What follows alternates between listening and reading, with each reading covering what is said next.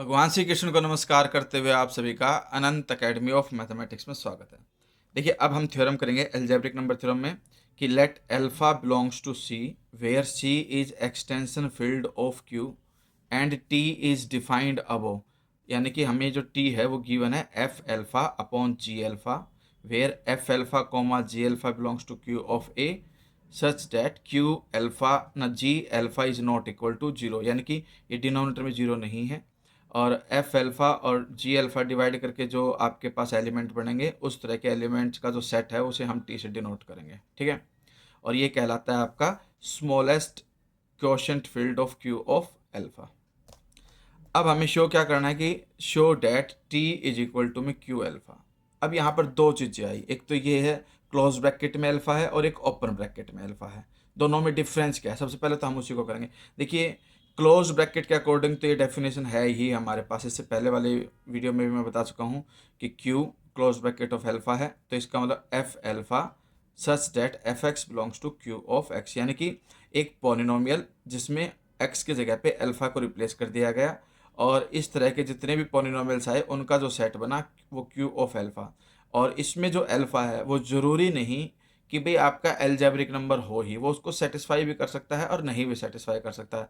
लेकिन अगर कोई भी पॉलिनोमियल है हम उसमें एक्स की जगह अल्फा रिप्लेस जरूर कर सकते हैं। अब नेक्स्ट ये है कि बट क्यू अल्फा, यानी कि यहाँ पे स्मॉल ब्रैकेट आ गई, open bracket, is the smallest field containing Q and alpha. और जो ये है इसकी डेफिनेशन क्या है, स्मॉलेस्ट फील्ड होता है जो क्यू यानी कि set of rational numbers and alpha को क्या करता है, कंटेन करता है। और जो अल्फा है वो कॉम्प्लेक्स नंबर है, ध्यान रखना। क्यू का तो मतलब जितने भी रेशनल नंबर है वो सब, और साथ में एक कॉम्प्लेक्स नंबर अल्फा और हो गया, उनकी जो यूनियन होगी उनको कंटेन करने वाला जो क्यू एल्फा है वो स्मॉलेस्ट फील्ड होगा। तो ये है इसकी डेफिनेशन। अब ये देखिए, lambda zero, lambda one, lambda two, lambda N, ये सारे के सारे किससे बिलोंग कर रहे हैं, क्यू से। ठीक है, अब एवरी रियल इज कॉम्प्लेक्स, साथ में हमारे पास लैम्डा जीरो है, इसको मैं लैम्डा जीरो एक्स जीरो मतलब एक्स की पावर जीरो लिख सकता हूँ और एक्स की जगह अल्फा रखा जा सकता है। तो एक प्रकार से ये आपके पास क्या बन गया, lambda zero alpha power zero. तो इस कंडीशन से ये आपके क्यू ऑफ अल्फा से भी बिलोंग करेंगे। अब ये आपके पास फील्ड होता है, फील्ड में क्या कंडीशन होती है कि भाई जो अल्फा है उससे मल्टीप्लाई करके ऐड करोगे आप इसको, और ऐड करके आपके पास ये क्या आ जाएगा, क्यू अल्फा से बिलोंग कर जाएगा। ठीक है, क्योंकि जो क्यू अल्फा है उसमें अल्फा भी होता है और रेशनल नंबर्स भी होते हैं। तो रेशनल नंबर्स का प्रोडक्ट और सम करके बढ़ोगे आप आगे तो वो क्लोजर प्रॉपर्टी से क्यू अल्फा से ही बिलोंग करेंगे। अब ये आपके पास एक पॉलिनोमियल भी बन गया जिसमें अल्फा आप एक्स की जगह पे यूज कर रहे हो। तो इस तरह से जो ये एलिमेंट है क्यू ऑफ एक्स जो है, इसका मतलब क्या था आपके पास, एफ एक्स सच डैट आपका जो एफ एक्स है वो किससे बिलोंग करता है, क्यू से बिलोंग करता है, मतलब क्यू एक्स से बिलोंग करता है। तो इस डेफिनेशन के अकॉर्डिंग ये जो पोलिनोमियल बना ये इससे भी बिलोंग करेगा। अब ये इससे बिलोंग कर गया और ये किसका सबसेट बन जाएगा, क्यू अल्फा का, क्योंकि पहले हम इसी का एलिमेंट लेकर के चले थे। या आप स्टार्टिंग में लिख के दिखा देना कि भाई जो ये एलिमेंट है ये इससे बिलोंग करता है, उसके बाद ये पूरी प्रोसेस करोगे और प्रोसेस करोगे तो इसका एलिमेंट क्यू ऑफ अल्फा से बिलोंग कर गया तो ये इसका सबसेट हो जाएगा। एक चीज़ होगी। अब T subset of Q alpha where T is the smallest quotient field of Q of alpha. जो स्मॉलेस्ट क्वोशंट फील्ड है क्यू अल्फा का, तो आपके पास क्यू अल्फा ही जब इसका सबसेट हो गया तो जो इसका सबसेट होगा वो ऑटोमेटिकली इससे बिलोंग करेगा कि जैसे ए बी का सबसेट और बी सी का सबसेट है, ए के सारे एलिमेंट बी में है, बी के सारे एलिमेंट सी में, तो ए और सी के बीच में डायरेक्ट कंडीशन बन जाएगी और इस तरह से हमारे पास ये सबसेट बन जाएगा क्यू ऑफ अल्फा का।